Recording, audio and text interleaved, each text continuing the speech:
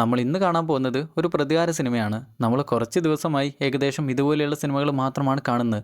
പക്ഷേ പ്രതികാര സിനിമ എന്ന് കേട്ടാൽ നമ്മുടെ മനസ്സിലേക്ക് വരിക അടി, ഇടി, വെടി, കുത്ത് അതൊക്കെ ആയിരിക്കും. എന്നാൽ നമ്മൾ ഇന്ന് കാണുന്ന സിനിമയിൽ അങ്ങനെയൊന്നും ഉണ്ടാവില്ല. കാരണം 90 വയസ്സ് പ്രായമുള്ള ഒരു അപ്പാപ്പനാണ് പ്രതികാരം ചെയ്യാനായി ഇറങ്ങിത്തിരിക്കുന്നത്. ഈ സിനിമയിൽ അടി, ഇടി, ഗുണ്ടുപൊട്ട് അതൊന്നും ഇല്ലാത്തതുകൊണ്ട് തന്നെ കണ്ടിരിക്കാനായി ബുദ്ധിമുട്ടാണ്. രസമുണ്ടാവില്ല എന്ന് വിചാരിച്ചാൽ അങ്ങനെ ഒരിക്കലുമല്ല. കാരണം അപ്പാപ്പന് പ്രതികാരം ചെയ്യേണ്ട ആളെ അറിയില്ലെങ്കിലും അങ്ങയുടെ പേര് മാത്രം അറിയാം. ഈ പേര് വെച്ചാണെങ്കിൽ അമേരിക്കയിൽ കുറെ ആളുകൾ വേറെയുണ്ട്. അതുകൊണ്ട് ഓരോ ആളുകളെയും കണ്ടുപിടിച്ച് യഥാർത്ഥത്തിൽ ആരെയാണ് കൊല്ലേണ്ടതെന്ന് കണ്ടുപിടിക്കണം. അതുകൊണ്ട് ഇത് കുറച്ച് പാടുള്ള പരിപാടിയാ. പക്ഷെ അപ്പാപ്പന് മറ്റൊരു വലിയ പ്രശ്നം കൂടിയുണ്ട്. അതെന്താന്ന് നമുക്ക് സിനിമ തുടങ്ങുമ്പോൾ തന്നെ മനസ്സിലാകും. അതുകൊണ്ട് ഞാൻ എന്തായാലും ഇപ്പൊ പറയുന്നില്ല. മറ്റൊരു കാര്യം, ഈ സിനിമയുടെ ക്ലൈമാക്സ് ആണ് നമ്മൾ ഏറ്റവും കൂടുതൽ ഇഷ്ടപ്പെടാനായി പോകുന്നത്. ക്ലൈമാക്സിൽ എത്തുന്നേരം ഇതെന്താ ഇങ്ങനെ, അതെന്താ അങ്ങനെ, അതിനെക്കുറിച്ചുള്ള ചിന്തകളെല്ലാം നമ്മുടെ മനസ്സിലേക്ക് എത്തും. ഇനിയും കൂടുതൽ കാര്യങ്ങൾ പറഞ്ഞ് ബുദ്ധിമുട്ടിക്കുന്നില്ല. എന്നാൽ പിന്നെ നമുക്ക് 2015 റിലീസ് ചെയ്ത റിമെമ്പർ എന്ന സിനിമയുടെ കഥ കേൾക്കാം.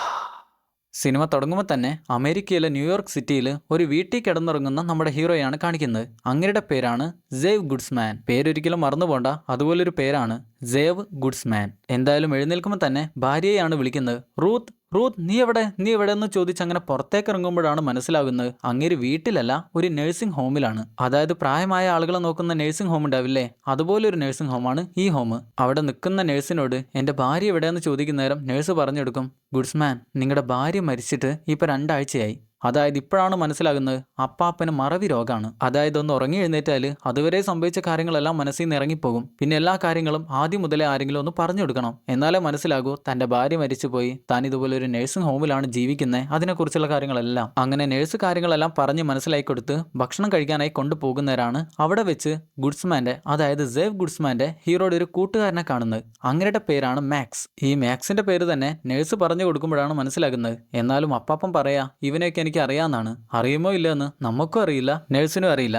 എന്തായാലും കൂട്ടുകാരൻ ചോദിക്കും, നീ നിന്റെ ഭാര്യ മരിക്കുന്ന സമയം അവൾക്ക് കൊടുത്തിരുന്ന വാക്ക് നിനക്ക് ഓർമ്മയുണ്ടോ എന്ന്. സേവ് പറയും, ഇല്ല, ഞാൻ ഓർക്കുന്നില്ല.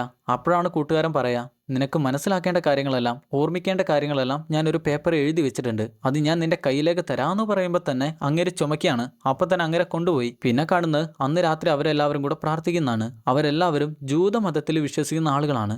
എന്തായാലും പ്രാർത്ഥനയെല്ലാം കഴിയുന്ന നേരം കൂട്ടുകാരൻ മാക്സ് അങ്ങേർക്ക് ഓർമ്മിച്ചെടുക്കാനുള്ള കാര്യങ്ങളെല്ലാം എഴുതി വെച്ചിരുന്ന കത്ത് കൊടുക്കാനായി ഒരു റൂമിലേക്ക് അങ്ങേരെ കൊണ്ടുവരികയാണ്. ആ സമയത്ത് അവിടെ സേവിന്റെ കൊച്ചുമോള് കൂടെയുണ്ട്, അതായത് മകന്റെ മകള് കൂടെയുണ്ട്. സേവിന് കുടുംബമൊന്നുമില്ല എന്ന് വിചാരിക്കരുത്, ഒരു മകനൊക്കെയുള്ള ആളാ. കൂട്ടുകാരൻ മാക്സ് അവിടെ ഇരുന്ന ഫോട്ടോ എടുത്ത് കാണിച്ചു കൊടുത്ത് പറയും, ഇത് നിന്റെ മുത്തശ്ശനും നിന്റെ മുത്തശ്ശിയും 1945 എടുത്ത ഫോട്ടോയാണ്. നീ നിന്റെ ചേട്ടന് കൂടി ഇത് കാണിച്ചു കൊടുക്കുമെന്ന് പറഞ്ഞുകൊണ്ട് അവളെ പറഞ്ഞയക്കും. അന്നേരം കൂട്ടുകാരൻ മാക്സ് കയ്യിൽ വെച്ചിരുന്ന കത്തെടുത്ത് ഹീറോയുടെ കയ്യിലേക്ക് വെച്ചു കൊടുക്കും. അങ്ങനെ ആശാൻ നേരെ മകന്റെ അടുത്ത് ചെന്ന്, എനിക്ക് നല്ലപോലെ തലവേദന ആകുന്നുണ്ട്, ഞാനൊന്ന് റെസ്റ്റ് എടുക്കട്ടെ എന്ന് പറഞ്ഞുകൊണ്ട് റൂമിലേക്ക് ചെല്ലാണ്. അങ്ങനെ ആ കത്തെടുത്ത് വായിച്ചു നോക്കുമ്പോഴാണ് അങ്ങേർക്ക് ചെയ്യേണ്ട കാര്യങ്ങളെല്ലാം, ഭാര്യയ്ക്ക് വാക്ക് കൊടുത്തിരുന്ന കാര്യങ്ങളെല്ലാം അങ്ങയുടെ മനസ്സിലേക്ക് വരുന്നത്. അപ്പൊ തന്നെ കയ്യിലുണ്ടായിരുന്ന കാശും കൂടെ തന്നെ ഏതോ ഒരു ടിക്കറ്റും ഒക്കെ എടുത്ത് എങ്ങോട്ടോ പോകാനായി റെഡി ആവുകയാണ്. രാത്രി ആരുമില്ലാത്ത തക്കം നോക്കി ആ ഹോം ആ നഴ്സിംഗ് ഹോമിൽ നിന്ന് അങ്ങേര് പുറത്തിറങ്ങും. പുറത്തങ്ങേരെ കൊണ്ടുപോകാനായി ഒരു ടാക്സി അങ്ങനെ കാത്തിരിക്കുന്നുണ്ട്. ആ ടാക്സിയിൽ അങ്ങേരെ കയറുന്ന നേരം കൂട്ടുകാരൻ മാക്സ് ജനലിൽ കൂടെ നോക്കി നിൽക്കുന്ന കാണാം. അങ്ങനെ ഹീറോ നേരെ ചെന്നിറങ്ങുന്നത് ഒരു റെയിൽവേ സ്റ്റേഷനിലേക്കാണ്. അവിടെ വെച്ചൊരു ട്രെയിനിൽ കയറും. ആശാൻ എങ്ങോട്ടാണ് പോണെന്ന് വെച്ചാൽ അമേരിക്കയിലെ ക്ലീവ്ലാൻഡിലേക്കാണ്. അങ്ങേര് എന്തിനാണ് പോണതെന്ന് നമ്മൾ നേരത്തെ പറഞ്ഞല്ലോ. പക്ഷെ സിനിമയിൽ ഇപ്പോഴല്ല പറയുന്നത്, കുറച്ചുകൂടെ കഴിഞ്ഞ് മെല്ലെ മെല്ലെയാണ് നമ്മളെ കാര്യങ്ങളെല്ലാം പറഞ്ഞ് ബോധിപ്പിക്കുന്നത്. എന്തായാലും ട്രെയിനിൽ ചെന്ന് ഇരിക്കുന്ന നേരം അവിടെ ഒരു പയ്യൻ ഒറ്റയ്ക്ക് ഇരിക്കുന്നുണ്ട്. അവന്റെ അമ്മ അവനെ ഒറ്റയ്ക്ക് എങ്ങോട്ടോ പറഞ്ഞയച്ചാന്ന് വിചാരിച്ച് ഹീറോ ചോദിക്കും, നീ എങ്ങോട്ടാണ് പോണേന്ന്. അവനും ക്ലീവ്ലാൻഡിലേക്ക് തന്നെയാ. പക്ഷെ അവൻ ഒറ്റയ്ക്കല്ല, അവന്റെ കൂടെ തന്നെ അവന്റെ ചേട്ടനും അനിയനും കൂടെയുണ്ട്. അവൻ ഹീറോയോട് ചോദിക്കും, നിങ്ങൾക്ക് ക്ലീവ്ലാൻഡിലേക്ക് പോണേല് വിമാനത്തിൽ പോകുന്നല്ലേ ഏറ്റവും നല്ലേ. അന്നേരം ഹീറോ അതിനെക്കുറിച്ചൊന്നും എനിക്ക് അറിയില്ല എന്ന് പറയുമ്പോൾ അവൻ പറയും, അതൊരു നല്ല കാരണം അല്ലല്ലോ. എന്നാൽ നമ്മുടെ ആശാന് അതേ ചോദ്യം തിരിച്ചു ചോദിക്കും, നീ എന്തുകൊണ്ട് വിമാനത്തിൽ പോകുന്നില്ല എന്ന്. അപ്പോഴാണ് അവൻ പറയാ, എൻ്റെ അച്ഛനും അമ്മയും പറയുന്നത് കേട്ടു, ഞങ്ങൾക്ക് 3 പേർക്ക് വിമാനത്തിലുള്ള ടിക്കറ്റ് കുറച്ചധികം ആയിരിക്കുമെന്ന്, അതുകൊണ്ടാണ് ഞങ്ങൾ ട്രെയിനിൽ പോകുന്നതെന്ന്. അത് കേൾക്കുന്ന ഹീറോ ഇതൊരു നല്ല കാരണമാണല്ലോ എന്ന് പറഞ്ഞോണ്ട് പറയും, എനിക്ക് ട്രെയിനിലുള്ള ടിക്കറ്റ് എൻ്റെ കൂട്ടുകാരനാണ് ബുക്ക് ചെയ്തന്നെ, അതുകൊണ്ടാണ് ഞാൻ ട്രെയിനിൽ പോകുന്നത്. അത് കേൾക്കുമ്പോൾ അവൻ ഇപ്പം ഇതൊരു നല്ല കാരണമായെന്ന് പറയും. അങ്ങനെ അവർ രണ്ടുപേരും വലിയ കൂട്ടായി. പയ്യൻ്റെ പേര് ടൈലർ എന്ന് പറയുമ്പോൾ എൻ്റെ പേര് സേവ് എന്നാണെന്ന് പറയും. അതായത് സേവിൻ്റെ അർത്ഥം മറ്റേതോ ഒരു ഭാഷയിൽ ചെന്നായ എന്നാണ്. അങ്ങനെ കുറച്ച് കഴിയുന്നേരം കൂട്ടുകാരൻ മാക്സ് എഴുതി കൊടുത്തിരുന്ന കത്തെടുത്ത് ഹീറോ വായിച്ചു നോക്കും. അതിൽ എഴുതി വെച്ചിരിക്കുന്നത്, നീ ചെയ്യേണ്ട ഓരോ കാര്യങ്ങളും ഞാൻ ഓരോ സ്റ്റെപ്പായിട്ട് എഴുതി വെച്ചിട്ടുണ്ട്. നീ ഓരോ കാര്യങ്ങളും ചെയ്തു കഴിഞ്ഞാൽ അതെല്ലാം വെട്ടിയിട്ട് വെക്കണം, എന്നിട്ട് അടുത്ത പരിപാടി ചെയ്യാനായി പറ്റൂ. അങ്ങേര് എന്തിനാണ് ഇങ്ങനെ അങ്ങനെയല്ല എഴുതുന്നതെന്ന് വെച്ചാൽ ഹീറോക്ക് മറവിയാണല്ലോ, മറന്നുപോയാൽ ചിലപ്പോൾ ചെയ്ത കാര്യങ്ങൾ തന്നെ പിന്നെയും ചെയ്തെന്ന് വരും. അതുകൊണ്ടാണ് ചെയ്ത കാര്യങ്ങളെല്ലാം വെട്ടിക്കളയാനായി പറയുന്നത്. ഈ സമയം ഹീറോയുടെ മകൻ അച്ഛനെ നഴ്സിംഗ് ഹോമിൽ കാണാത്തോണ്ട് തന്നെ പരാതി കൊടുക്കാനായി വന്നിരിക്കുകയാണ്. എൻ്റെ അച്ഛൻ എങ്ങോട്ടാണ് പോയെന്ന് പോലും അറിയില്ല, അങ്ങേർക്കാണ് മറവി രോഗമാണ്. മുന്നിരിക്കുന്ന ആൾ പറയും ഇത് ഞങ്ങളുടെ പോരായ്മ തന്നെയാണ്, പക്ഷെ കണ്ടുപിടിക്കാനായി ശ്രമിക്കാം. നിങ്ങളുടെ അച്ഛന് ക്രെഡിറ്റ് കാർഡോ അങ്ങനെ എന്തെങ്കിലും ഉണ്ടോ? അങ്ങനെയാണെങ്കിൽ എവിടെ വെച്ചാലും അങ്ങേര് അത് യൂസ് ചെയ്താൽ ആ ലൊക്കേഷൻ നമുക്ക് കണ്ടുപിടിക്കാനായി പറ്റും. എന്നാൽ മകനറിയില്ല അങ്ങേര് ക്രെഡിറ്റ് കാർഡ് കൊണ്ടുപോയിട്ടുണ്ടോ ഇല്ലേ, അങ്ങനെയുള്ള കാര്യങ്ങളൊന്നും അറിയില്ല. ഈ സമയം ട്രെയിനിൽ ചെറുതായിട്ടൊന്ന് ഉറങ്ങിപ്പോകുന്ന അപ്പാപ്പൻ അപ്പോഴാണ് എഴുന്നേൽക്കുന്നത്. എഴുന്നേൽക്കുമ്പോൾ തന്നെ ഭാര്യ എവിടെ, റൂത്ത് എവിടെ, റൂത്ത് അങ്ങനെ വിളിച്ചോണ്ടിരിക്കുക. മുന്നിരിക്കുന്ന പയ്യനോട് നിന്റെ മുത്തശ്ശി എവിടെയെന്ന് ചോദിക്കും. അവൻ വിചാരിക്കും അവന്റെ മുത്തശ്ശിയുടെ സ്ഥലമാണ് ചോദിച്ചതെന്ന്. അവൻ ആ സ്ഥലവും പറഞ്ഞെടുത്ത് വീണ്ടും ഗെയിം കളിക്കാനായി തുടങ്ങി. ദേഷ്യത്തിൽ അങ്ങേരെ അത് തട്ടിപ്പറിക്കുന്ന നേരം പയ്യൻ ചോദിക്കും നിങ്ങൾ ഓക്കെ അല്ലേ എന്ന്. അന്നേരം അപ്പാപ്പൻ ചോദിക്കും ഞാനിപ്പോൾ എവിടെയാന്ന്. അവൻ പറഞ്ഞെടുക്കും നിങ്ങളിപ്പോൾ ഒരു ട്രെയിനിലാണ്, നിങ്ങൾ ക്ലീവ്ലാൻഡിലേക്കാണ് പോകുന്നത്. നിങ്ങളുടെ കൂട്ടുകാരൻ പറഞ്ഞ പോലെയാണ് നിങ്ങൾ യാത്രയെല്ലാം ചെയ്യുന്നത്. കൂട്ടുകാരനാണ് നിങ്ങൾക്ക് ഈ ട്രെയിനിന്റെ ടിക്കറ്റ് ബുക്ക് ചെയ്ത് തന്നിരിക്കുന്നത്. നിങ്ങളുടെ പോക്കറ്റിൽ ഒരു കത്തുണ്ട്, ആ കത്തിലാണ് നിങ്ങളുടെ കൂട്ടുകാരൻ പറഞ്ഞിരിക്കുന്ന കാര്യങ്ങളെല്ലാം എഴുതി വെച്ചിരിക്കുന്നത്. അപ്പോൾ അതെടുത്ത് വായിച്ചു നോക്കുമ്പോഴാണ് താൻ എന്തിനാണ് ഇറങ്ങിത്തിരിച്ചേ, എന്താണ് തന്റെ ദൗത്യം, അതിനെക്കുറിച്ചെല്ലാം ആൾക്ക് മനസ്സിലാവുന്നത്. അങ്ങനെ ക്ലീവ്ലാൻഡിൽ വന്ന് ഇറങ്ങുമ്പോൾ ആ പയ്യനില്ലേ അവൻ അവന്റെ അച്ഛനെ ഹീറോയുടെ അടുത്തേക്ക് പറഞ്ഞയക്കും. അങ്ങനെ വന്ന് ചോദിക്കും നിങ്ങൾ ഓക്കെ അല്ലേ, നിങ്ങൾക്ക് എന്തോ ഒരു കുഴപ്പമുണ്ടെന്ന് മകൻ പറഞ്ഞു, അതുകൊണ്ടാണ് ചോദിക്കുന്നതെന്ന്. സേവാപ്പാപ്പൻ പറയും എനിക്ക് കുഴപ്പമൊന്നുമില്ല, ഞാൻ ഓക്കെയാണ്, എന്നെ കൊണ്ടുപോകാനായി ഒരാൾ ഇങ്ങോട്ട് വരുമെന്നാണ് പറഞ്ഞേ. അങ്ങനെ അവർ നോക്കുമ്പോൾ ഒരു സെറ്റപ്പ് കാറാണ് അങ്ങനെ കൊണ്ടുപോകാനായി വന്നിരിക്കുന്നത്. അങ്ങനെ ആ കാറിൽ കയറി നേരെ പോകുന്നത് ഒരു തോക്ക് വാങ്ങാനായി ഒരു തോക്കിന്റെ കടയിലേക്കാ. അവിടെ കയറി ചെന്ന് എൻ്റെ കൂട്ടുകാരനാണ് എനിക്ക് ഈ കട പറഞ്ഞു തന്നെ, എനിക്ക് ഇവിടെ വെച്ചൊരു തോക്ക് വേണമെന്ന് പറയുമ്പോൾ അവൻ ചോദിക്കും നിങ്ങൾക്ക് ഏതാണ് വേണ്ടേ, അത് വേണോ ഇത് വേണോ എന്നൊക്കെ ചോദിക്കുമ്പോൾ അപ്പാപ്പൻ അറിയില്ല ഏതാണ് പറയേണ്ടതെന്ന്. അതുകൊണ്ട് അവൻ സേവാപ്പാപ്പൻ്റെ ലൈസൻസ് എല്ലാം നോക്കി ആൾ ഓക്കെ ആണെന്ന് ഉറപ്പ് വരുത്തിയിട്ട് അവിടെ നിന്ന് ഒരു ഗണ്ണ് എടുത്തു കൊടുക്കും. എന്നാൽ ആ ഗണ്ണിലും ബെസ്റ്റായിട്ട് മറ്റൊന്നുണ്ടെന്ന് പറഞ്ഞ് മറ്റൊന്നെടുത്ത് കൈ വെച്ചെടുക്കും. ഇതാകുമ്പോൾ വലിയ റീകോയിൽ ഉണ്ടാവില്ല, നല്ലപോലെ ഷൂട്ട് ചെയ്യാനും പറ്റും, ബിഗിനേഴ്സിനൊക്കെ അടിപൊളിയായിട്ട് യൂസ് ചെയ്യാനായി പറ്റുമെന്നാണ് പറഞ്ഞു കൊടുക്കുക. കൂടെ തന്നെ അതെങ്ങനെയാണ് യൂസ് ചെയ്യേണ്ടത് അവൻ അങ്ങനെ പറഞ്ഞുകൊണ്ടേ ഇരിക്കുകയാണ്. എന്നാൽ അപ്പാപ്പൻ പറയും എനിക്ക് ഇതെങ്ങനെയാണ് യൂസ് ചെയ്യേണ്ടതെന്ന് ഒരു പേപ്പറിൽ എഴുതി തരുമെന്ന്. കാണിച്ചു തന്നാൽ പോരെന്ന് അവൻ ചോദിക്കുമ്പോൾ വേണ്ട ഒരു പേജിൽ എഴുതി തന്നാൽ മതി എന്നാണ് പറയാ. അങ്ങനെ ആ തോക്കും വാങ്ങി ഏതോ ഒരു ഹോട്ടലിൽ പോയി മുറിയെടുക്കും. അവിടെ ചെന്ന് ആദ്യം തന്നെ കൂട്ടുകാരൻ മാക്സിനെയാണ് വിളിക്കുക. അവൻ ചോദിക്കും നിന്റെ കയ്യിൽ തോക്ക് കിട്ടിയോന്ന്. അതേ കിട്ടിയെന്ന് പറയുമ്പോൾ തോക്കിപ്പം നിന്റെ കയ്യിലുള്ളതുകൊണ്ട് തന്നെ നീ നിന്നെ തന്നെ ആദ്യം നോക്കണം, ഓക്കെ അല്ലെന്ന് പറയും. സംസാരമെല്ലാം കഴിഞ്ഞ് അപ്പാപ്പൻ കുളിക്കാനായി ചെന്ന് ചെറുതായിട്ടൊന്ന് കുളിക്കുമ്പോൾ ചെറുതായി ഒന്ന് ഉറങ്ങിപ്പോകും. എഴുന്നേൽക്കുന്ന നേരം വീണ്ടും ഭാര്യ എവിടെ, റൂത്ത് റൂത്ത് നീ എവിടെയെന്ന് ചോദിച്ച് അങ്ങനെ എഴുന്നേൽക്കുക. അവിടെയെല്ലാം തെരഞ്ഞു പോകുന്ന നേരം ടേബിളിൽ വെച്ചിരിക്കുന്ന ഗണ്ണും അവിടെ വെച്ചിരിക്കുന്ന കത്തും അതൊക്കെയാണ് കാണുന്നത്. അങ്ങനെ ആ കത്തെടുത്ത് വായിച്ച് നോക്കുമ്പോഴാണ് മനസ്സിലാവുക താൻ എന്തിനാണ് ഇങ്ങോട്ട് വന്നിരിക്കുന്നത്, എന്താണ് തൻ്റെ ദൗത്യമെന്ന്. പിറ്റേന്ന് രാവിലെ എഴുന്നേറ്റ് റൂഡി കുർലാൻഡർ എന്ന പേരുള്ള ഒരാളെ കാണാനാണ് പോകുന്നത്. അങ്ങനെ അങ്ങേരുടെ വീട്ടിലെത്തി അങ്ങേരെ ചോദിച്ച് മനസ്സിലാക്കി കാണാനായി ചെല്ലുമ്പോൾ അങ്ങേര് വയസ്സായിട്ടുള്ള ഒരു മനുഷ്യനാ.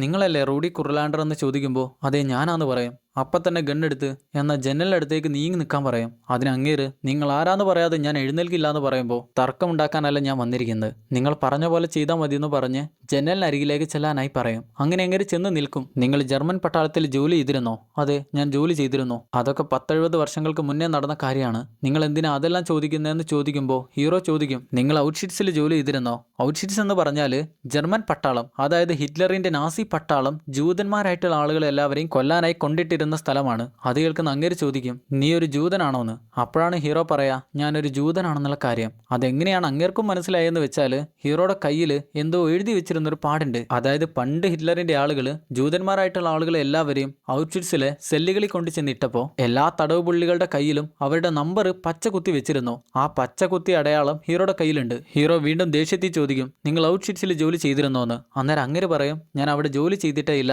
എൻ്റെ സർവീസ് നോർത്ത് ആഫ്രിക്കയിലായിരുന്നു, അതിന്റെ തെളിവ് എൻ്റെ കയ്യിലുണ്ടെന്ന് പറഞ്ഞ് അതെല്ലാം കാണിച്ചു കൊടുക്കുകയും ചെയ്യും. പക്ഷെ അങ്ങേരും ഇപ്പോഴാണ് ഒരു കാര്യം പറയുന്നത്, പണ്ട് ഹിറ്റ്ലർ എന്ത് കാര്യമാണോ ചെയ്തിരുന്നതെന്ന് അങ്ങേർക്ക് അറിയില്ലായിരുന്നു. ജൂതന്മാരായ ആളുകളെ എല്ലാവരെയും കൊണ്ടുവന്ന് നാട് കടത്തുന്നു എന്നായിരുന്നു ഇങ്ങേരും വിശ്വസിച്ചിരുന്നത്.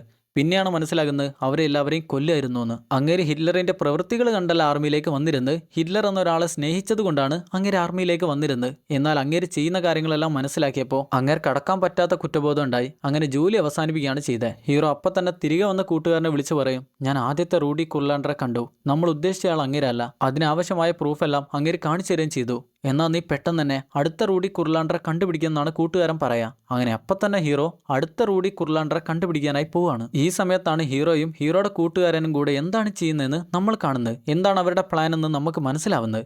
സംഗതി എന്താന്ന് വെച്ചാൽ വർഷങ്ങൾക്ക് മുന്നേ നാസി പട പിടിച്ചു കൊണ്ടുപോയ ജൂതന്മാരിൽ 2 പേരായിരുന്നു ഹീറോയും ഹീറോയുടെ ഈ കൂട്ടുകാരൻ മാക്സും.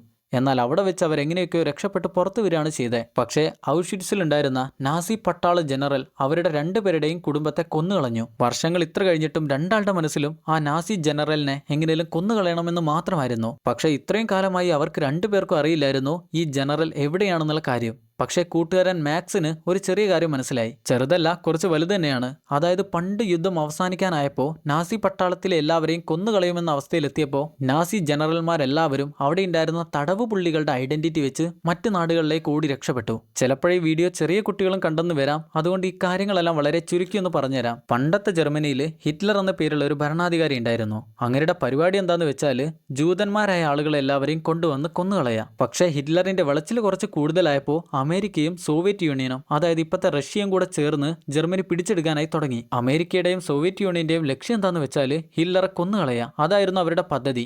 അങ്ങനെ ഹിറ്റ്ലറെ കൊല്ലാനായുള്ള എല്ലാ സാഹചര്യവും ഒത്തു വന്നപ്പോൾ ഹിറ്റ്ലറിന്റെ സൈന്യം എല്ലാവരും ഇല്ലായിരുന്നോ, അവരെല്ലാവരും ഓടി രക്ഷപ്പെടുകയാണ് ചെയ്തത്. പക്ഷെ പല ആളുകളെയും കൊന്നുകളഞ്ഞു. രക്ഷപ്പെട്ട ആളുകളാണേൽ അവർ പിടിച്ചു കൊണ്ടുവന്നിരുന്ന തടവുപുള്ളികളൊക്കെ ഇല്ലേ, അതായത് ജൂതന്മാരായ ആളുകൾ, അവരുടെയെല്ലാം ഐഡന്റിറ്റി വെച്ച് പല നാടുകളിലേക്കും ഓടി രക്ഷപ്പെട്ടു. അങ്ങനെയാണെങ്കിൽ അവരൊരു നാസി ജനറൽ ആയിരുന്നെന്നോ അവർ പട്ടാളത്തിൽ ജോലി ചെയ്തിരുന്നെന്നോ ആർക്കും അറിയില്ലല്ലോ. അങ്ങനെ തടവുപുള്ളികളുടെ ഐഡന്റിറ്റി മോഷ്ടിച്ച് രക്ഷപ്പെട്ടു പോയിട്ടുള്ള ഒരു ആർമി ഓഫീസർ ആയിരുന്നോ, നാസി ഓഫീസർ ആയിരുന്നോ ഹീറോയുടെയും ഹീറോയുടെ കൂട്ടുകാരന്റെയും കുടുംബത്തെ കൊന്നുകളഞ്ഞ്. അങ്ങേരുടെ യഥാർത്ഥ പേര് ഓട്ടോ വാലെ എന്നാണെങ്കിലും അങ്ങേര് ഇപ്പം അറിയപ്പെടുന്നത് റൂഡി കുർലാണ്ടർ എന്ന പേരിലാണ്. ഹീറോയുടെ കൂട്ടുകാരൻ മാക്സ് അതിനെക്കുറിച്ചെല്ലാം തെരഞ്ഞു നോക്കിയപ്പോൾ, റിസർച്ച് ചെയ്ത് നോക്കിയപ്പോൾ മനസ്സിലാക്കാനായി പറ്റിയത് അമേരിക്കയിലേക്ക് 4 റൂഡി കുർലാണ്ടർ എന്ന പേരിലുള്ള ആളുകൾ കടന്നു വന്നിട്ടുണ്ട്. അതിലേതോ ഒരാളാണ് ഹീറോയുടെയും ഹീറോയുടെ കൂട്ടുകാരന്റെയും കുടുംബത്തെ ഇല്ലാതാക്കിയ ആ ആർമി ഓഫീസറായിട്ടുള്ള ഓട്ടോ വാലെ. അങ്ങേരെ കണ്ടുപിടിക്കാനാണ് ഹീറോ ഇപ്പൊ തെരഞ്ഞിറങ്ങിയിട്ടുള്ളത്. എന്നാൽ ആദ്യത്തെ റൂഡി കുർലാണ്ടറെ ചെന്ന് കണ്ടപ്പോൾ മനസ്സിലായി അങ്ങേരല്ല അവരുടെ കുടുംബത്തെ കൊന്നിരിക്കുന്നയാള്. അതുകൊണ്ട് അങ്ങേരെ വിട്ടു അടുത്തയാളെ കാണാനായി പോവാണ്. പക്ഷെ അടുത്ത റൂഡി കുർലാണ്ടർ അമേരിക്കയിലേക്ക് വന്നിട്ടുണ്ടെങ്കിലും അവിടെ വെച്ച് ചെറുതായിട്ടൊന്ന് കാനഡയിലേക്ക് പോയിട്ടുണ്ട്. അതുകൊണ്ട് ഇനി കാനഡയിലേക്കാണ് പോവേണ്ടത്. മറ്റൊരു രാജ്യത്തേക്ക് പോയതുകൊണ്ട് തന്നെ അതിർത്തിയിൽ വെച്ചൊരു ചെക്കിംഗ് ഒക്കെ ഉണ്ട്. അതുകൊണ്ട് ഗണ്ണ് ബസ്സിൽ തന്നെ വെച്ചാണ് ചെക്കിങ്ങിന് പോകുന്നത്. അങ്ങനെ അതെല്ലാം നോക്കി കുഴപ്പമൊന്നുമില്ല, ആൾ ഓക്കെയാണ്. അങ്ങനെ അടുത്ത റൂഡി കുർലാണ്ടറെ തെരഞ്ഞു പോകുന്നത് അവിടെ തന്നെയുള്ള ഒരു നഴ്സിംഗ് ഹോമിലേക്കാണ്. അവിടെ ചെന്നെത്തി റൂഡി കുർലാണ്ടർ എവിടെയാന്ന് ചോദിക്കുമ്പോൾ ലോബിയിലെ ചേച്ചി ദാ നേരെ പോയി അവിടുന്ന് ലെഫ്റ്റ് തിരിഞ്ഞ് പിന്നെ നേരെ മുന്നോട്ട് പോയി വലത്തോട്ട് തിരിഞ്ഞ് ചാടി മറിഞ്ഞു എന്നൊക്കെ പറയുമ്പോൾ അപ്പോൾ അവന് സ്ഥലം മനസ്സിലാവില്ല. ഒന്ന് കൊണ്ട് കാണിച്ചു തരുമെന്ന് ചോദിക്കും. അങ്ങനെ കൂടെ ചെന്ന് നോക്കുമ്പോഴാണ് കാണുക റൂഡി കുർലാണ്ടർ ഇപ്പൊ കട്ടിലേക്ക് കിടക്കാണ്, മരിക്കാനായിരിക്കുക. തൊട്ടടുത്ത് ചെന്നിരുന്ന് ചോദിക്കും, നിങ്ങൾ ഔഷ്വിറ്റ്സിലുണ്ടായിരുന്നോ? അതെ ഉണ്ടായിരുന്നു എന്ന് പറയുമ്പോൾ ഹീറോ പറയും അവിടെ വെച്ചാണ് എൻ്റെ കുടുംബം ഇല്ലാതായത്. അത് കേൾക്കുന്ന അങ്ങേര് ഐ ആം സോറി എന്ന് പറയുമ്പോൾ ഹീറോ ചോദിക്കും എന്ത് സോറി? നിങ്ങളാണ് എൻ്റെ കുടുംബത്തെ ഇല്ലാതാക്കിയത്, എന്നിട്ട് എന്നോട് ഐ ആം സോറി എന്നോ? ഒരിക്കലും മാപ്പർഹിക്കാത്ത തെറ്റാണ് നിങ്ങൾ ചെയ്തിരിക്കുന്നതെന്ന് പറഞ്ഞ് ഗണ്ണെടുത്ത് അങ്ങേരുടെ തലയിലേക്ക് വെക്കുമ്പോഴാണ് അങ്ങേര് കൈ മേലേക്ക് പൊക്കി വെക്കുക.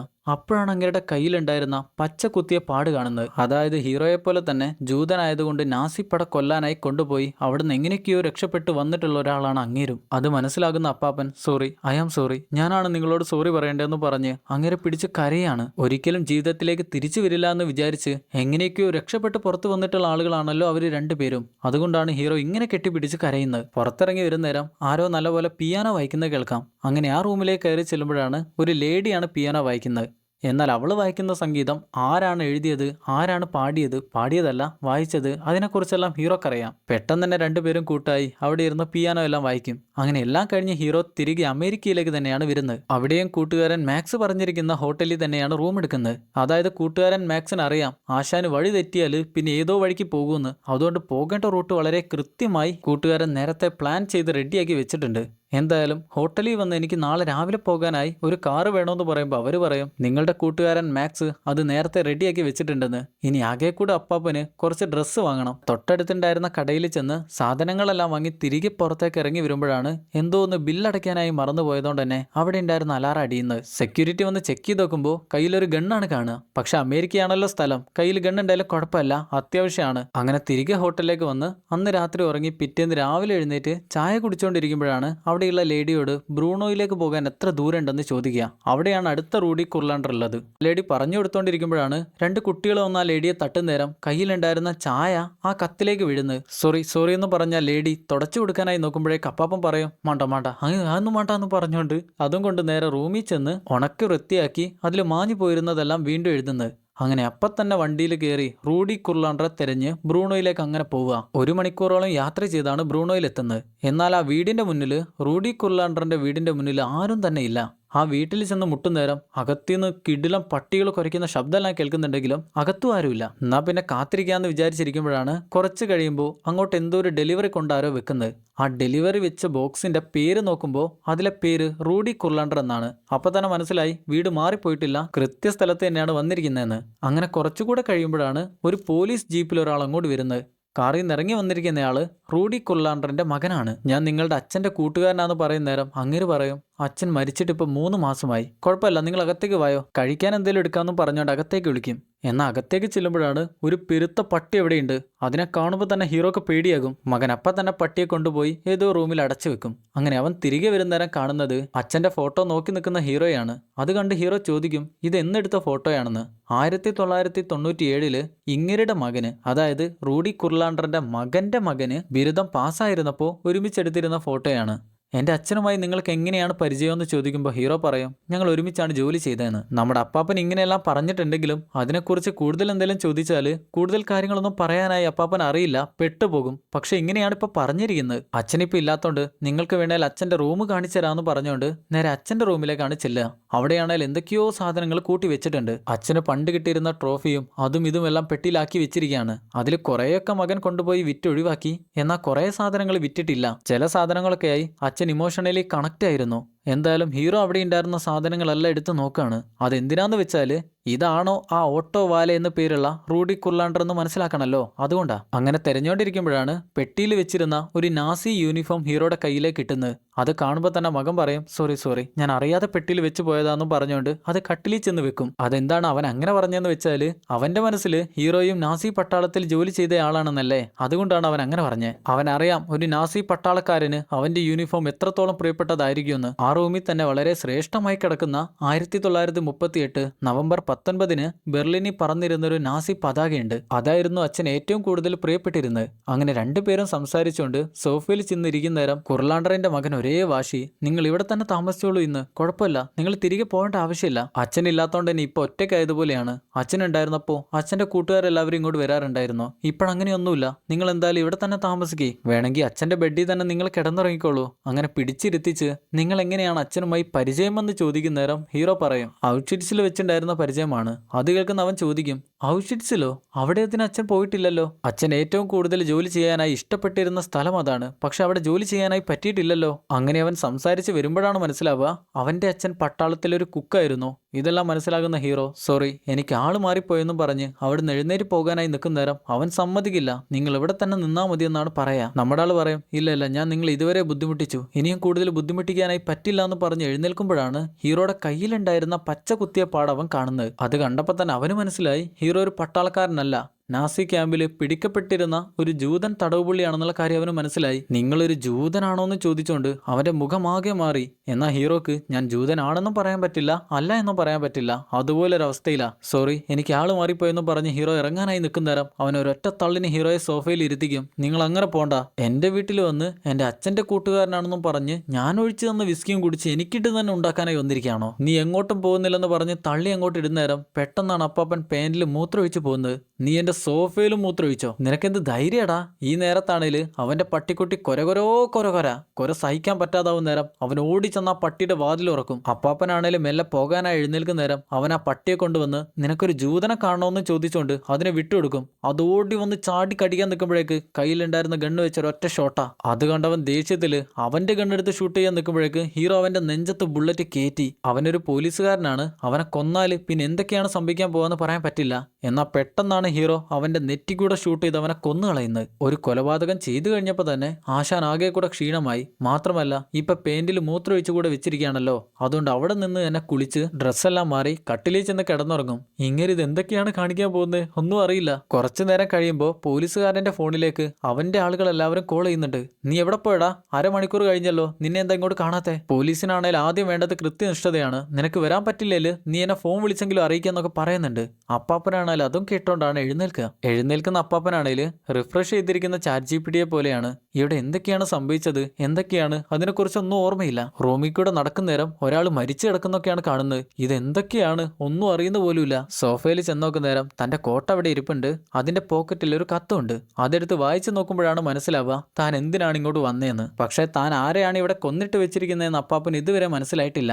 നേരത്തെ അവൻ പറഞ്ഞു കൊടുത്തതായിരുന്നല്ലോ ഞാൻ റൂഡി കുർലാണ്ടറിന്റെ മകനാണെന്ന്. പക്ഷെ അപ്പാപ്പന്റെ സിസ്റ്റം റീഫ്രഷ് ആയതുകൊണ്ട് തന്നെ അങ്ങേർക്കറിയില്ല താൻ ആരെയാണ് എന്തിനാണ് ഈ കൊന്നിരിക്കുന്നതെന്നൊന്നും. അപ്പൊ തന്നെ കൂട്ടുകാരനെ വിളിച്ചു പറയും, ഞാനൊരു ജോണി കുർലാണ്ടർ എന്ന് പേരുള്ള ഒരുത്തനെ കൊന്നിട്ടുണ്ട്. അവൻ എന്തിനാണ് കൊന്നേ, അവൻ ആരാ, അതൊന്നും എനിക്കറിയില്ല. കൂട്ടുകാരൻ മാക്സ് പറയും, സേവ് നീ പാകെ ബുദ്ധിമുട്ടിയിരിക്കാന്ന് എനിക്ക് മനസ്സിലായി. നിനക്കിത് പൂർത്തിയാക്കാനായി പറ്റുമോ? നിനക്കിത് പറ്റുമെങ്കിൽ മാത്രം ചെയ്താൽ മതിയെന്ന് പറയുമ്പോൾ ഇല്ല ഞാൻ എന്തായാലും ഇത് പൂർത്തിയാക്കാനായി പോവാണെന്നും പറഞ്ഞുകൊണ്ട് അവിടെ നിന്ന് അടുത്ത കുർലാണ്ടർ കാണാനായി ഇറങ്ങുകയാണ്. നേരത്തെ കൊണ്ടുവിട്ട അതേ ടാക്സി ഡ്രൈവർ തന്നെയാണ് കൊണ്ടുപോകാനും വന്നിരിക്കുന്നത്. ടാക്സി ഡ്രൈവറോട് നിന്റെ കാശ് വേണ്ടെന്ന് ചോദിക്കുന്ന നേരം അവൻ പറയും, നിങ്ങൾ നേരത്തെ കാശ് തന്നായിരുന്നല്ലോ, നിങ്ങൾ മറന്നുപോയോ? അപ്പോഴാണ് അപ്പാപ്പൻ മനസ്സിലാവുന്നത് തന്നെ നേരത്തെ കാശ് കൊടുത്തു എന്നുള്ള കാര്യം. എന്തായാലും ബസ്സിൽ കയറി അടുത്ത ലൊക്കേഷനിലേക്ക് പോയിക്കൊണ്ടിരിക്കുന്ന നേരം ബസ്സിൽ വെച്ച് ചെറുതായി ഒന്ന് ഉറങ്ങിപ്പോയി. അതോടുകൂടെ എന്തിനായിരുന്നു ഇങ്ങോട്ട് വന്നേന്നുള്ള കാര്യങ്ങളെല്ലാം മറന്നു. പുറത്തിറങ്ങുന്ന നേരം ഏതോ ഒരു ലേഡി പോകുന്നത് കണ്ട് റൂത്ത് ഭാര്യയല്ലേ, റൂത്ത് എന്നും വിളിച്ച് അവളുടെ പിന്നാലെ പോവാണ്.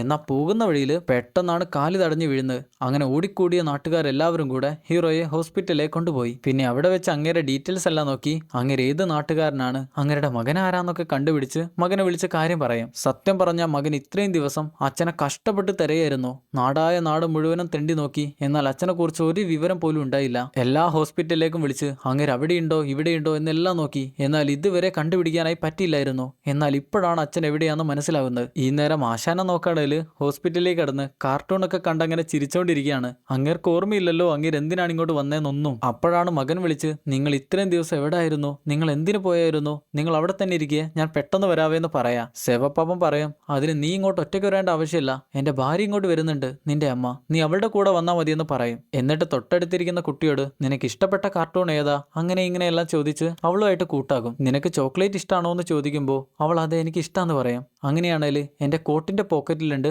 നീ എടുത്തോന്ന് പറയും. അങ്ങനെ അവൾ വന്ന് ചെക്ക് ചെയ്ത് നോക്കുന്ന നേരം കോട്ടിന്റെ പോക്കറ്റിൽ ചോക്ലേറ്റ് ഇല്ല. അതിനപ്പാപ്പൻ സോറി എൻ്റെ ഭാര്യ ഇങ്ങോട്ട് വരുമ്പോൾ കൊണ്ടുവരും, നീ പേടിക്കണ്ടെന്ന് പറയും. എന്നാൽ ഭാര്യ മരിച്ചു പോയ കാര്യം അപ്പാപ്പൻ അറിയില്ലല്ലോ. ആ കാര്യം അവൾക്കും അറിയില്ലല്ലോ. ഇപ്പൊ മിഠായി കിട്ടുമെന്ന് വിചാരിച്ചാണ് അവൾ ഇരിക്കുന്നത്. അപ്പോഴാണ് കോട്ടിയിരിക്കുന്ന കത്ത് അവളുടെ കയ്യിലേക്ക് കിട്ടുക. ഇത് നിങ്ങളുടെ കത്താണോ, ഞാൻ തുറന്ന് വായിച്ചോട്ടെ എന്ന് ചോദിക്കും. എന്നാൽ നീ ഉറക്കെ വായിക്കുന്ന അപ്പാപ്പനും പറയും. പക്ഷെ അപ്പോഴാണ് അവൾക്ക് കോട്ടിന്ന് കുറച്ച് കാശ് കിട്ടുന്നത്. നിങ്ങൾ റിച്ച് അല്ലേ എന്ന് ചോദിച്ച് ആ കാശ് കൊടുക്കുന്ന നേരം അപ്പാപ്പൻ അറിയില്ലല്ലോ ഇത് എവിടെ നിന്നാണ് വന്നേന്നൊന്നും. എന്തായാലും അവൾ കത്ത് വായിക്കാനായി തുടങ്ങി. എൻ്റെ പ്രിയപ്പെട്ട കൂട്ടുകാരൻ സേവ് അറിയാൻ മാക്സ് എഴുതുന്ന കത്ത്. സേവ്, നീ അറിഞ്ഞിരിക്കേണ്ട ചില വിഷമകരമായ കാര്യങ്ങളുണ്ട്. അതിലൊന്നാമത്തെ കാര്യം, നിന്റെ ഭാര്യ റൂത്ത് മരണപ്പെട്ടു. അവൾക്ക് ക്യാൻസർ ആയിരുന്നു. രണ്ടാമത്തെ കാര്യം, നിനക്ക് ഡിമെൻഷ്യ ഉണ്ട്. നീ ഈയിടെയായി പല കാര്യങ്ങളും മറന്നു പോവാണ്. നമ്മൾ രണ്ടുപേരും ഓഷ്വിറ്റ്സിൽ നിന്ന് രക്ഷപ്പെട്ടു വന്ന ആളുകളാണ്. നിന്റെ ഇടത് കൈയിലേക്ക് നോക്ക്. നീ 98-81 4-ാം നമ്പർ തടവുപുള്ളിയായിരുന്നു. നമ്മൾക്ക് രണ്ടുപേർക്കും സമാനമായൊരു ചരിത്രമുണ്ട്.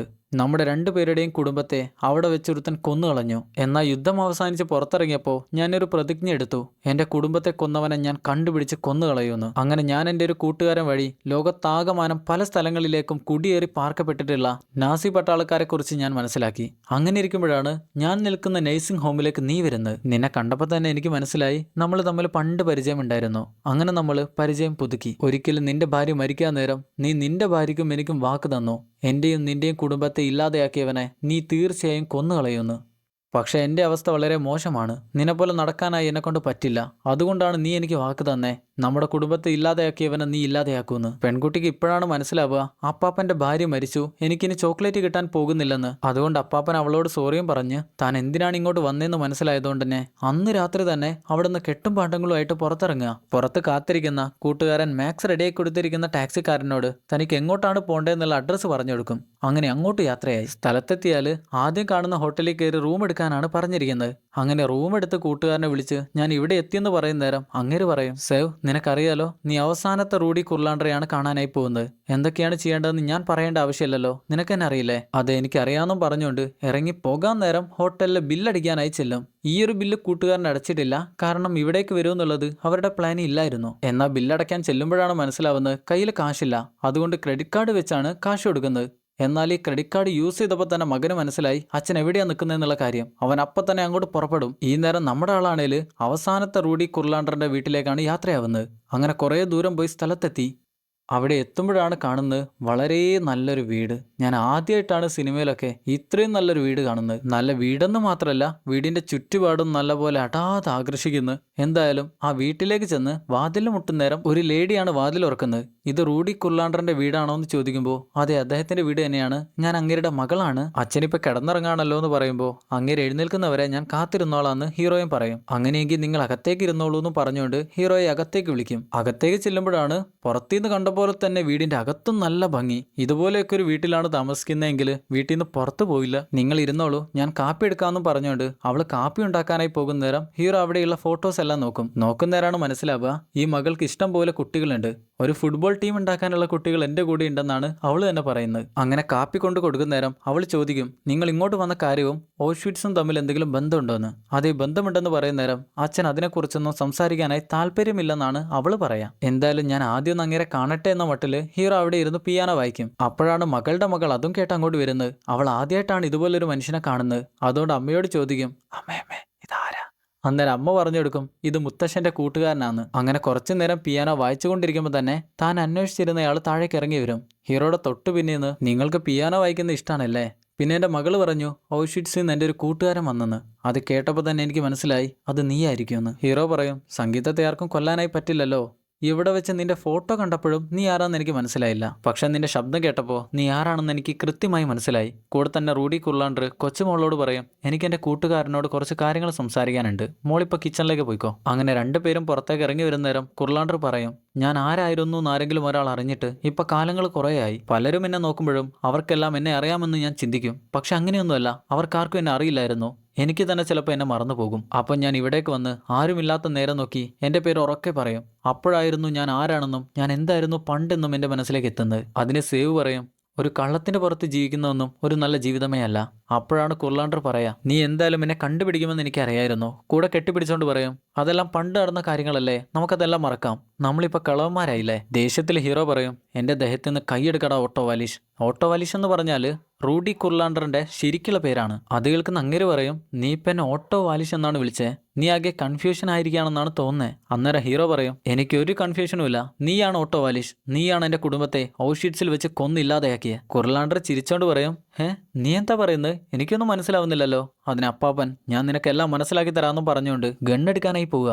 ഈ നേരത്താണ് വീട്ടിൽ മറ്റാരോ വന്ന് വാതിൽ മുട്ടുന്നത്. ചെന്ന് തുറന്നു നോക്കുന്ന നേരം നമ്മുടെ അപ്പാപ്പന്റെ മകനാണ് വന്നിരിക്കുന്നത്. ഹലോ മേഡം, എൻ്റെ അച്ഛൻ ഒരു ടാക്സിക്കാരൻ ഇവിടെ വന്ന് ഇറക്കിയെന്നാണ് പറഞ്ഞിരിക്കുന്നത്. എൻ്റെ അച്ഛൻ ഒരാഴ്ചയായി കണ്ടിട്ടില്ലായിരുന്നു, അങ്ങേര് ഇങ്ങോട്ട് വന്നിരുന്നോ എന്ന് ചോദിക്കുമ്പോൾ അതെ, അങ്ങേര് ഇവിടെയുണ്ട്, എൻ്റെ അച്ഛനെ കാണാനായി ഇങ്ങോട്ട് വന്നതായിരുന്നു, രണ്ടുപേരും തൊട്ടു പിന്നിലുണ്ടെന്ന് പറഞ്ഞ് അവര് രണ്ടുപേരും കൂടി അങ്ങോട്ട് ചെന്ന് നോക്കുമ്പോഴാണ് കാണുന്നത് നമ്മുടെ അപ്പാപ്പൻ കുർലാണ്ടറിന്റെ ബോഡിയിലേക്ക് ഗണ്ണും പിടിച്ച് അങ്ങനെ നിൽക്കുകയാണ്. അത് കാണുമ്പോൾ തന്നെ ഹീറോ പറയും, അച്ഛാ നിങ്ങൾ എന്താ ചെയ്യുന്നത്, ഗണ്ണ് താഴ്ത്ത്. ഇല്ല, അങ്ങേര് സത്യം പറയാതെ ഞാൻ ഈ ഗണ്ണ് താഴ്ത്തില്ലെന്നാണ് സേവ് പറയുന്നത്. അന്നേരം അങ്ങേര് പറയും, എടാ നീ നിന്റെ ഈ ഭ്രാന്തൊന്ന് അവസാനിപ്പിക്കേ. നമ്മുടെ ആൾ പറയും, നീ ആരായിരുന്നു, നീ എന്തൊക്കെയായിരുന്നു ചെയ്തിരുന്നതെന്ന് ഇവരോടെല്ലാവരോടും പറയാതെ ഞാൻ ഇതൊരിക്കലും അവസാനിപ്പിക്കാനായി പോകുന്നില്ല. കുർലാണ്ടർ ജർമ്മൻ ഭാഷയിൽ പറയും, ഞാൻ നിന്റെ കാല് പിടിക്കാൻ വിടാ, നീ ഒന്ന് അവസാനിപ്പിക്കേ. എന്നാൽ നമ്മുടെ ആൾ പറയും, നീ ഇംഗ്ലീഷിൽ തന്നെ പറ, തുറന്നു പറ, ഞാൻ നിനക്ക് 3 സെക്കൻഡ് സമയം തരാം, നീ അതിനുള്ളിൽ പറഞ്ഞില്ലേല് നിന്റെ കൊച്ചുമകളെ ഞാൻ കൊന്നു കളയും, അവള് ജീവനോട് ഇരിക്കണേല് നീ തുറന്നു പറഞ്ഞേ പറ്റൂ. ഇത് കേൾക്കുന്ന നേരം കുർലാണ്ടറിന്റെ മകളാകെ കൂടെ പേടിക്കും. പെട്ടെന്ന് തന്നെ മകളെ വന്ന് കെട്ടിപ്പിടിക്കുക. ഹീറോ ആണേല്, നിങ്ങൾ എന്താ ചെയ്യുന്ന അച്ഛാ, നിങ്ങൾ അങ്ങനെയൊന്നും ചെയ്യല്ലേ, അവസാനിപ്പിക്കേ, നിങ്ങൾ എന്തിനാ ഇങ്ങനെയെല്ലാം ചെയ്യുന്നത്.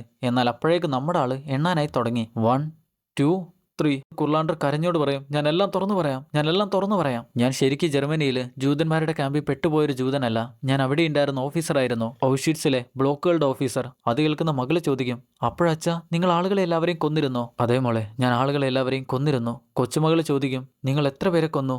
അതൊന്നും എനിക്കറിയില്ല, ഞാൻ ഇഷ്ടം പോലെ ആളുകളെ കൊന്നു. ഹീറോ പറയും, ഇനി നിന്റെ യഥാർത്ഥ പേര് അതെന്താന്ന് ഇവരോട് തുറന്നു പറഞ്ഞു കൊടുക്ക്. നിന്റെ പേര് റൂഡി കുർലാണ്ടർ അല്ല, നിന്റെ യഥാർത്ഥ പേരെന്ത്? അങ്ങനെ മനസ്സിലൊരു വിങ്ങലോടെ എല്ലാവരോടും തുറന്നു പറയും, എൻ്റെ പേര് കുനിബഡ് സ്റ്റോം. അത് കേൾക്കുന്ന ഹീറോ പറയും, നിന്റെ പേര് കുനിബഡ് സ്റ്റോം എന്നല്ല, ഓട്ടോ വാലിഷ്, അതാണ് നിന്റെ പേര്. എന്നാൽ അങ്ങേര് സമ്മതിക്കില്ല. കുനിബഡ് സ്റ്റോം, അതാണ് എൻ്റെ പേര്. ഇല്ല ഇല്ല, അങ്ങനെ ഒരിക്കലും വരില്ല. നീയാണ് എൻ്റെ കുടുംബത്തെ ഇല്ലാതാക്കിയ. ഹീറോ സമ്മതിച്ചു കൊടുക്കാതിരിക്കുമ്പോൾ അങ്ങേര് പറയും, ഞാനല്ല ഓട്ടോ വാലിഷ്, അത് നീ തന്നെയാണ്. അത് കേൾക്കുന്നേരം നമ്മളും ഹീറോയും ആകെ കൂടി ഒന്ന് അമ്പരക്കും. അങ്ങേര് പറയും, ഞാൻ 70 വർഷങ്ങൾക്ക് ശേഷം ഒരു സത്യം തുറന്നു പറയാനായി പോവാണ്. നീയാണ് ഓട്ടോ വാലിഷ്, ഞാനാണ് കുനിബഡ് സ്റ്റോം. നമ്മൾ രണ്ടുപേരും ഔട്ട്ഷിറ്റ്സിലെ ബ്ലോക്ക് ഓഫീസർമാരായിരുന്നു. നമ്മൾ നിരവധി ആളുകളെ കൊന്നിട്ടുണ്ട്. യുദ്ധം അവസാനിക്കാറായപ്പോൾ അമേരിക്കയും സോവിയറ്റ് യൂണിയനും നമ്മൾ നാസികളായതുകൊണ്ട് തന്നെ നമ്മളെ തീർച്ചയായും കൊല്ലുമെന്ന് ഉറപ്പായിരുന്നു. ആ ഒരു സമയം നമ്മൾക്ക് രക്ഷപ്പെടാനായി ഒരൊറ്റ മാർഗം മാത്രമായിരുന്നു ഉണ്ടായിരുന്നത്. നമ്മൾ രണ്ടുപേരും ജൂത തടവുപുള്ളികളെ പോലെ കയ്യിൽ പച്ച കുത്തി അവിടുന്ന് രക്ഷപ്പെട്ടു. അതായിരുന്നു നമ്മൾ ചെയ്തിരുന്നത്. നിന്റെ കയ്യിൽ 98814 എന്ന നമ്പർ കാണാം, എന്റെ കയ്യിൽ 98813. ഇത് നമ്മൾ രണ്ടുപേരും പരസ്പരം പച്ച കുത്തിയതായിരുന്നു. മകനാണേല് അച്ഛൻ പണ്ടത്തെ വലിയൊരു നാസി ഓഫീസർ ആയിരുന്നു എന്നുള്ളത് കേട്ട് ആകെ കൂടെ അന്തം വിട്ടിരിക്കുകയാണ്. മാത്രമല്ല, രക്ഷപ്പെടാനായി അച്ഛൻ ജൂതന്മാരെ പോലെ ജീവിക്കായിരുന്നു. അതുകൊണ്ടാണ് താനും ഒരു ജൂതനായി മാറിയെന്ന് അവൻ അപ്പോഴാണ് മനസ്സിലാവുന്നത്. ഇതെല്ലാം സത്യമാണോ അച്ഛാന്ന് ചോദിക്കുമ്പോൾ അപ്പാപ്പൻ പറയും, അങ്ങനെയൊന്നുമല്ല, ഇതെല്ലാം കള്ളമാണ്. കുനിബഡ് സ്റ്റോം അടുത്തേക്ക് ചെന്ന് പറയും, നീ ഇപ്പൊ ഇട്ടിരിക്കുന്ന പേരില്ലേ സേവ്, അതിന്റെ അർത്ഥം ചെന്നായ എന്നായതുകൊണ്ടാണ് നീ ആ പേര് തെരഞ്ഞെടുത്തേ. ഞാൻ റൂഡി കുർലാണ്ട് എന്ന പേരും തെരഞ്ഞെടുത്തു. നീയല്ല പറഞ്ഞിരുന്ന് നമ്മൾ രണ്ടുപേരും ചെന്നായ്ക്കളെ പോലെയാണെന്ന്. അപ്പ തന്നെ അപ്പാപ്പൻ കുനിബഡ് സ്റ്റോമിനെ ഷൂട്ട് ചെയ്തു. അങ്ങേര് മരിച്ച് താഴെ വീഴുന്നേരം അപ്പാപ്പൻ പറയും, ഇപ്പോഴെനിക്ക് എല്ലാ കാര്യങ്ങളും ഓർമ്മ വരുന്നുണ്ടെന്ന്. അതും പറഞ്ഞോട് തലയിൽ ഗണ്ണ് വെച്ച് ഒരൊറ്റ പൊട്ടികല അങ്ങനെ അങ്ങേര് മരിച്ചു. അങ്ങനെ ഇപ്പൊ താഴെ വീണ് മരിച്ചു കിടക്കുന്നത് പണ്ട് പല ആളുകളെയും കിടുകിട വിറപ്പിച്ചുകൊണ്ടിരുന്ന 2 നാസി പട്ടാള ഓഫീസേഴ്സ് ആണ്. അങ്ങനെ ഈ ഒരു ന്യൂസ് നാട്ടിൽ മൊത്തം പരന്നു. അവര് നാസി ഓഫീസേഴ്സ് ആണെന്നുള്ള ന്യൂസ് അല്ല, 2 പേര് മരിച്ചു എന്നുള്ള കാര്യം മാത്രമാണ് ന്യൂസിൽ വരുന്നത്. ഒരാളെ കൊന്നു, കൂടെ തന്നെ ആത്മഹത്യ ചെയ്തു എന്നുള്ള ന്യൂസാണ് വരുന്നത്. ഈ ഒരു ന്യൂസ് ആണേല് നഴ്സിംഗ് ഹോമിലെ ആളുകൾ എല്ലാവരും കണ്ടോണ്ടിരിക്കുക. അവർക്കാണേല് സേവാപ്പാപ്പനെ അറിയാലോ. മുന്നിരിക്കുന്ന 2 പേര് പറയും, പാവം സേവ്, അവന്റെ ആരോഗ്യസ്ഥിതിയാണ് അവൻ ഇങ്ങനെയെല്ലാം ചെയ്യിച്ചേ. എന്നാൽ തൊട്ട് പിന്നെയൊന്ന് സേവിന്റെ കൂട്ടുകാരനില്ലായിരുന്നോ? അങ്ങേര് പറയും, ഒരിക്കലും അങ്ങനെയല്ല.